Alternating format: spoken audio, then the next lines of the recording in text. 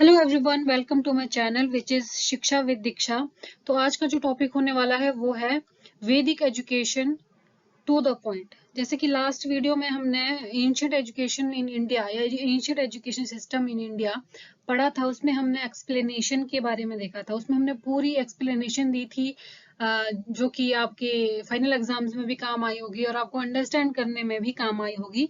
तो आज का जो हमारा टॉपिक होने वाला है वो है वैदिक एजुकेशन, जो कि टू द पॉइंट होगा और इसमें हर एक पॉइंट को आप अपने नोट्स में ऐड करोगे और हर एक पॉइंट इसमें जो है वो इम्पोर्टेंट होने वाला है। तो स्टार्ट करते हैं आज की वीडियो। तो दिस इज प्रेजेंटेड बाय मी दीक्षा वर्मा। तो हम फर्स्ट स्लाइड में मूव करते हैं।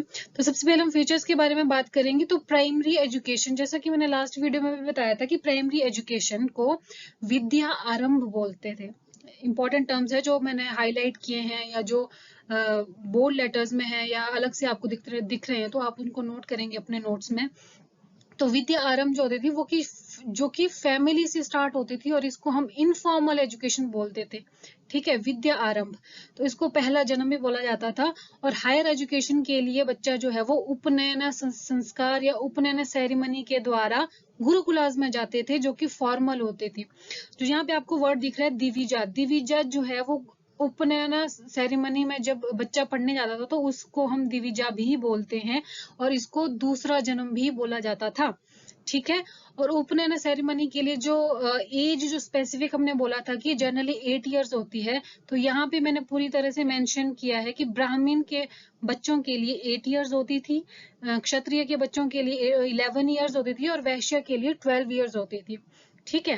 The next is arm system. Arm system, arm का बेसिकली मतलब होता है मनी या किसी तरीके की चैरिटी या फिर किसी तरीके की फूड या कोई भी चीज आप जब प्रोवाइड करते हैं। तो आर्म सिस्टम का वैदिक पीरियड में मतलब है कि जो बच्चा अपने गुरु के पास शिक्षा ग्रहण करता था या ब्रह्मचारी जिसको हम बोलते थे, तो वो अपना पेट पालने के लिए और अपना गुरुओं का पेट पालने के लिए भिक्षा मांगता था और जो भी उसको मिलता था तो वो अपने घर या गुरुकुल लेके आते थे। तो वो जो सिस्टम होता था वो आर्म सिस्टम कहलाता था। ठीक है। The next one is students were called brahmacharis, जो कि हमारे को ऑलरेडी पता है, and were of two types. ये दो टाइप के होते हैं। The first one is for limited time period और the second one is for lifelong. एक होते थे जो लिमिटेड टाइम पीरियड के लिए होते थे, जैसे मैंने बताया था कि वो जैसे कुछ बच्चे जो होते थे वो कुछ टाइम शिक्षा ग्रहण करते थे और वो फिर गुरुकुल छोड़ के अपने नॉर्मल लाइफ में चले जाते थे और गृहस्थ जीवन, शादी वगैरह कर लेते थे, अपना परिवार वगैरह पालते थे। ठीक है। और दूसरी टाइप के जो ब्रह्मचारी होते थे ये लाइफ लॉन्ग के लिए होते थे। ये पूरा जीवन जो अपना ब्रह्मचार्य में जीते थे और शादी वगैरह कुछ नहीं करते थे, पूरे टाइम गुरुकुलास में रहेंगे, पढ़ाएंगे, अपने जूनियर्स को पढ़ाएंगे तो और सारा काम करेंगे। राइट। अब इसमें जो ये मैंने बोल्ड लेटर्स में जो ये चीज लिखी हुई है, तो ये बहुत इंपॉर्टेंट है, दोनों वर्ड्स। ठीक है। इसमें जो लिमिटेड टाइम पीरियड के लिए बच्चे होते थे या ब्रह्मचारी होते थे, उसमें जो मेल जो बच्चे होते थे उनको हम उपकुरवाना बोलते थे। राइट, उपकुरवाना। और जो फीमेल होती थी उनको हम सद्योदवाह बोलते थे। सद्योदवाह। ठीक है। इसी तरीके से लाइफ लॉन्ग के लिए भी जो बच्चे पढ़ते थे गुरुकुलास में, तो उसमें मेल जो ब्रह्मचारी होते थे उनको हम नैष्टिका बोलते थे और फीमेल्स को हम ब्रह्मवादिनी बोलते थे। ब्रह्मवादिनी, NII लास्ट में। ठीक है। तो ये हो गया हमारा। और नेक्स्ट स्लाइड में है, हम नेक्स्ट स्लाइड में है sources of education. Sources of education जो होती थी, ये हमने लास्ट जो हमने वीडियो जो हमने देखी थी वो एक्सप्लेनेशन वाली, उसमें भी हमने ये चीज पढ़ी थी और इसमें थोड़ा सा मैं आपको बताऊंगी इस चीज के बारे में। तो the first one is writings of Aryabhata, Panini, Katyayana और पतंजलि। ये बहुत ही इंपॉर्टेंट वर्ड्स है और बहुत ही फेमस लोगों के नाम है जिनके बारे में आपको थोड़ा थोड़ा आइडिया तो होना ही चाहिए कि हाँ, आर्यभट्ट किस चीज के लिए फेमस थे, पाणिनि किस चीज के लिए फेमस थे, कात्यायन और पतंजलि। आई होप आपको पता होगा। तो जिनको नहीं पता तो मैं आपको एक मोटा मोटा आइडिया दे देती हूँ कि आर्यभट्ट जो थे ये ग्रेट मैथमेटिशियन और एस्ट्रोनॉमर थे, जिनको हम फादर ऑफ इंडियन मैथमेटिक्स भी बोलते हैं, जिन्होंने जीरो की खोज की, पाई की खोज की या प्लेस वैल्यू सिस्टम की खोज की, इसी तरीके से डिफरेंट इंपॉर्टेंट मैथ्स की चीजों की खोज की। तो ये आर्यभट्ट से रिलेटेड है। ओके। तो जो ये पाणिनि थे, ये ग्रेट संस्कृत ग्रामेरियन थे जो कि लैंग्वेज और ग्रामर के एक्सपर्ट थे। उनका one of the greatest works जो बोल सकते हैं वो ग्रामर में था, जिसको अष्ट अष्ट अष्टध्यायिनी, शायद अष्टाध्यायिनी उनको उसको बोलते थे। और अष्टाध्यायिनी से रिलेटेड क्वेश्चन आता है एग्जाम्स में, टेट में आता है या फिर कमीशन में आता है, या और भी एग्जाम्स कॉम्पिटेटिव एग्जाम्स होते हैं तो उसमें भी आता है कि अष्टाध्यायी जो है वो किसने लिखी थी। आपको ऑप्शन में दे दिया जाएगा कि आर्यभट्ट ने दी थी, पाणिनि ने लिखी थी, या कात्यायन ने लिखी थी, या पतंजलि ने लिखी थी। ठीक है, तो आपको पता होना चाहिए कि अष्टाध्यायी जो है वो पाणिनि ने लिखी थी, राइट। फिर नेक्स्ट इज कात्यायन। कात्यायना जो थे उन्होंने जो ये इनके बारे में कुछ स्पष्ट जो है वो बहुत ज्यादा नहीं मिलता है, बट हाँ इतना सा जो मैंने पढ़ा है या जो मेरे को याद है थोड़ा थोड़ा, तो उसमें ये चीज है कि इन्होंने जो है वो सुलभ सूत्र आई थिंक लिखी थी, जो कि क्या प्रोवाइड करती है, जो भी हमारी रिलीजियस जो राइट्स होते हैं, धार्मिक अधिकार होते हैं, तो उनमें जो रूल्स होते हैं तो उन रूल्स को इन्होंने स्पेसिफाई किया था कात्यायना ने। ठीक है, पतंजलि से तो हम लोग सब फेमस ही हैं। आजकल जो रामदेव के जो प्रोडक्ट्स मिलते हैं वो पतंजलि के नाम से मिलते हैं। तो पतंजलि जो है वो फादर ऑफ योगा इनको बोला जाता है, और इन्होंने योग सूत्र लिखी थी, जिसमें कि योगा को थ्योरेटिकली और प्रैक्टिकली दोनों तरीके से इलेबोरेशन उन्होंने की है। और योग सूत्र उन्होंने लिखी थी, ये इंपॉर्टेंट है कि योग सूत्र जो है वो किसने लिखी थी, तो वो पतंजलि ने लिखी थी, right. The next one is medical treatise of Charaka and Sushruta. जैसे आर्यभट्ट, पाणिनि, कात्यायन हमने ऊपर पढ़ा कि इनकी अपनी अपनी जो है वो इन्वेंशंस थी, उसी तरीके से मेडिकल की फील्ड में चरका और सुश्रुता जो है ये दोनों बहुत ही फेमस जो है नाम बोल सकते हैं। चरका ने लिखी है चरक संहिता, और सुश्रुता ने लिखी है सुश्रुता संहिता। चरक संहिता, चरका को हम फादर ऑफ मेडिसिन भी बोलते हैं, जिन्होंने जो है डिफरेंट की इन्होंने मेडिसिन के बारे में इन्होंने अपनी science of medicine, system of medicine लिखी है, साइंस ऑफ आयुर्वेदा में अपना कंट्रीब्यूशन दिया है, तो इनको हम फादर ऑफ मेडिसिन बोलते हैं। ठीक है, तो सुश्रुता ने जैसे हमने बोला कि सुश्रुता ने सुश्रुता संहिता लिखी, और इन्हें फादर ऑफ सर्जरी भी बोलते हैं, और इन्होंने सबसे पहले मेडिसिन की फील्ड में सर्जरी के एडवांटेजेस को भी बताया और सर्जरी को इंट्रोड्यूस किया, राइट। तो जो ये नाम है जो मैंने बोल्ड लेटर्स में लिखे हैं, तो इनके बारे में आपको थोड़ा थोड़ा आइडिया होना चाहिए अपनी जनरल नॉलेज के लिए भी, या फिर रैंडमली क्वेश्चंस पूछ लिया जाता है कॉम्पिटिटिव एग्जाम्स में, तो आपको पता होना चाहिए, राइट।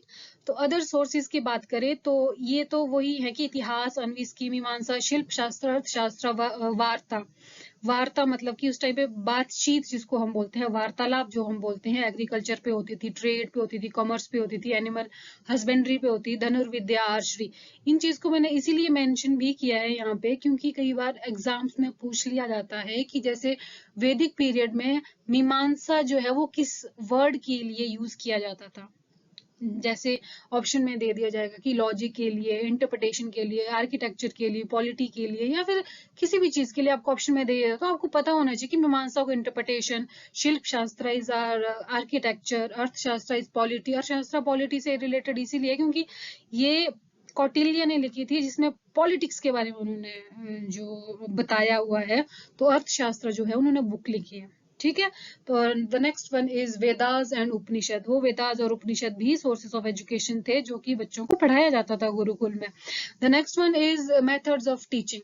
मेथड्स ऑफ टीचिंग का मतलब किस किस तरीके से होती थी, ये बेसिकली जो थी ये 3 स्टेजेस में होती थी, श्रवण, मनन और निधिध्यासन। श्रवण का मतलब कि पहले वो सुनेंगे ध्यान से कि उनके गुरु ने उनको क्या बोला है, और फिर उस पर सोचेंगे, विचारेंगे कि जो उनको बोला गया है कि वो क्या है, उसका मीनिंग क्या है, उस पर अच्छी तरह से विचार विमर्श करने के बाद वो उस चीज को रिफ्लेक्ट बैक करेंगे थ्रू मेडिटेशन, कंसंट्रेशन या फिर योगा के द्वारा। ओके, तो जो टीचिंग होती थी वो प्योर जो ओरल टीचिंग होती थी, जैसे चैंट करते थे, वो श्लोकास बोलते थे, या फिर कोई भी चीजें करते थे, वो बेसिकली जो थी वो प्योर ओरल होती थी। उसके बाद मेथड ऑफ टीचिंग में आपको ये याद रखने की जरूरत है कि ये बेसिकली जो 3 स्टेजेस होती थी, और श्रवण, मनन और निधिध्यासन, ये इंपॉर्टेंट वर्ड्स है, ये आप लर्न करेंगे और अपने नोट्स में भी ऐड करेंगे। Okay, education duration. अब होता है कि एजुकेशन ड्यूरेशन का मतलब है कि कितने टाइम पीरियड के लिए जो है वो बच्चे एजुकेशन लेते थे और उनको क्या बोलते थे। इसमें हमारे को सिर्फ और सिर्फ 3 चीजें याद रखने की जरूरत है कि जो बच्चे 24 साल तक अपनी एजुकेशन लेते थे उनको हम वसु बोलते थे, जो 36 साल तक की एजुकेशन लेते थे उनको हम रुद्र बोलते थे, और जो 48 ईयर्स तक अपनी एजुकेशन लेते थे उनको हम औदित्य बोलते थे। राइट, ये क्लियर हो गया। उसके बाद ये मैंने ऐड किया कि स्नातक जो होता था वो ग्रेजुएट्स के लिए बोलते, जो स्टूडेंट्स अपनी ग्रेजुएशन कंप्लीट करते थे इन देयर एजुकेशन, जो उस टाइम पे जैसे वेदास होगी, उपनिषद होगी, कोई भी जिस चीज पे ग्रेजुएशन कर लेते थे उनको हम स्नातक बोलते थे, जो भी ग्रेजुएट्स ब्रह्मचारी होते थे। राइट उसके बाद है ये नेट में कुछ प्रीवाईक्यूज आए थे, प्रीवियस ईयर क्वेश्चंस थे जो मैंने इसमें भी ऐड किया है कि जो इंपॉर्टेंट भी है कि education was free of cost and free from the state. Free of cost होती थी education, free from the state का मतलब है कि जैसे स्टेट्स, जैसे प्रिंसली स्टेट्स होते थे ना उस टाइम पे, राजा महाराजा जो राज करते थे तो वो उससे भी फ्री होती थी। राजा महाराज इंटरफेयर नहीं करते थे गुरुकुलास में या फिर टीचर्स में या फिर उनके एजुकेशन सिस्टम में नहीं इंटरफेयर करते थे, तो वो फ्री फ्रॉम द स्टेट होती थी। Right, education for both boys and girls were given, boys और गर्ल्स दोनों के लिए इक्वली ट्रीटेड होते थे दोनों, ये बॉयज और गर्ल्स, और उनको एजुकेशन दी जाती थी दोनों को। Women had equal rights to get any type of education, the higher level of education has specialised curriculum. ये भी आया हुआ है कि जैसे आपको ऑप्शन में दे दिया था कि जनरल करिकुलम होता था, हायर एजुकेशन का जो करिकुलम होता था वो जनरल एजुकेशन होता था या स्पेशलाइज्ड होता था या प्रोफेशनल होता था, या चौथा कुछ आपको ऐड कर देंगे उसमें। और तो याद रखना है कि वो जो था वो स्पेशलाइज्ड करिकुलम था। Right, the next one is indigenous education was imparted. Indigenous का मतलब होता है स्वदेशी हिंदी में, ठीक है, जो अपने ही देश की, अपने ही हमारी जो प्राचीन जो चीजें थी अपने देश की, भारत देश की या हिंदुत्व की, स्नातक की, जो भी आप बोल सकते हैं कि अपने देश की एजुकेशन ही इम्पार्ट की जाती थी बच्चों में, दूसरे देशों की नहीं। ठीक है, in the last phase of Vedic period, the age of 12 years and above, girls were not allowed to get higher education. Girls को 12 साल की उम्र में या उससे ज्यादा जो है, ये ध्यान में रखना कि लास्ट फेज ऑफ वैदिक पीरियड, जैसे वैदिक पीरियड खत्म होने वाला था उस टाइम की बात हो रही है ये, कि 12 साल या उससे ज्यादा की जो उम्र की जो लड़कियां होती थी उनको एजुकेशन लेने का या हायर एजुकेशन लेने का हक नहीं होता था, उनको नहीं मिलती थी एजुकेशन। ठीक है, उसमें पर्सनैलिटी डेवलपमेंट और करेक्टर बिल्डिंग तो उसमें मेन पॉइंट है कि हाँ करेक्टर बिल्डिंग तो होता ही होता था उसमें एजुकेशन में। ये एम भी था कि करेक्टर बिल्डिंग डेवलप करना स्टूडेंट का। सिंपल लिविंग, हाई थिंकिंग पे वे विश्वास रखते थे, और ऑल राउंड डेवलपमेंट होती थी, इसको हॉलिस्टिक डेवलपमेंट बोलते थे, ऑल राउंड डेवलपमेंट होती थी बच्चे की। ठीक है, ये जो 3 वर्ड्स हैं ये भी इंपॉर्टेंट है और ये भी आपको ऐड करने अपने नोट्स में। और जैसे ये ऋषिका, जो वुमेन, जो हमारी जो महिला जो संत होती थी उनको ऋषिका बोला जाता था वैदिक पीरियड में, और जो हाईली एजुकेटेड वुमेन या हाईली एजुकेटेड स्कॉलर होती थी महिलाएं, उनको हम मैत्रेयी और गार्गी बोलते थे। राइट, तो हाँ ये लास्ट चीज है, ये है समावर्तन संस्कार। समावर्तन संस्कार का मतलब वो संस्कार या वो सेरेमनी जो at the time of completion of education, जब किसी बच्चे की एजुकेशन कंप्लीट हो जाती थी तो उस टाइम पे जो संस्कार या जो सेरेमनी होती थी उस सेरेमनी को समावर्तन संस्कार बोलते हैं। आई होप आपको इतना समझ में आया होगा। लास्ट में मैंने ये चीज भी ऐड की है कि अकॉर्डिंग टू आर के मुखर्जी, ये इंपॉर्टेंट जो नाम जो है वो वैदिक पीरियड से इनका माना जाता है, और इससे क्वेश्चंस भी देखने को मिलते हैं। स्पेसिफिकली अगर हम नेट की बात करें तो उसमें तो श्योर आते हैं इससे रिलेटेड क्वेश्चन। तो उसमें पूछा जाता है कि कितने टाइप्स की इंस्टीट्यूशंस की बात करते हैं, तो ये बेसिकली 3 टाइप्स की इंस्टीट्यूशंस की बात करते हैं। The first one is gurukulas, second one is, तो इसमें ये नंबर 2 आएगा और ये नंबर 3 आएगा, प्लीज इसको चेक करना। ये परिषद होंगे और ये सम्मेलन, थर्ड वन इज सम्मेलन। गुरुकुलास तो वही कि residence of teacher and students जहाँ पे दोनों मिलकर रहते थे, जिसको कि स्कूल के साथ कंपेयर कर दो। ये क्वेश्चंस आते हैं कि गुरुकुलास को किसके साथ कंपेयर किया है, परिषद को किसके साथ कंपेयर किया है, और सम्मेलन को किसके साथ कंपेयर किया है। तो गुरुकुलास को जो है वो स्कूल्स के साथ कंपेयर किया है। राइट, और उसके बाद है परिषद। परिषद is the bigger educational institution where teachers live together and teach different subjects, और इसको कंपेयर किया है कॉलेजेस के साथ। द लास्ट वन इज सम्मेलन। सम्मेलन में जो होते थे स्कॉलर्स जो है वो साथ में पढ़ाई करते थे, और उसको कंपेयर किया है आपके यूनिवर्सिटीज के साथ। आई होप आपको ये 3 चीजें याद रहेंगी, और ये आर के मुखर्जी आपको नाम याद रखना है। और बस दैट्स इट, इतनी सी ये वीडियो थी। और इसमें फिर से रिपीट करूंगी कि इसमें एक एक वर्ड्स को आप ध्यान से सुनेंगे, अपने नोट्स में ऐड करेंगे और याद भी करेंगे इसको, ठीक है। तो thank you so much for watching this video, informative video. और आई होप आपको ये वीडियो हेल्पफुल हुई होगी या आपको ये अच्छी लगी होगी। अगर आपको अच्छी लगी है तो प्लीज़ लाइक करें और इसको ज़्यादा से ज़्यादा शेयर करें, ताकि आपके फ्रेंड्स और जिसके साथ भी आप शेयर करेंगे वो भी बेनिफिट लें इस चीज़ का। तो thank you so much for watching. Like करें, शेयर करें और सब्सक्राइब करना ना भूलें। अभी मैं नई हूँ और सपोर्ट करें मुझे। Okay, thank you.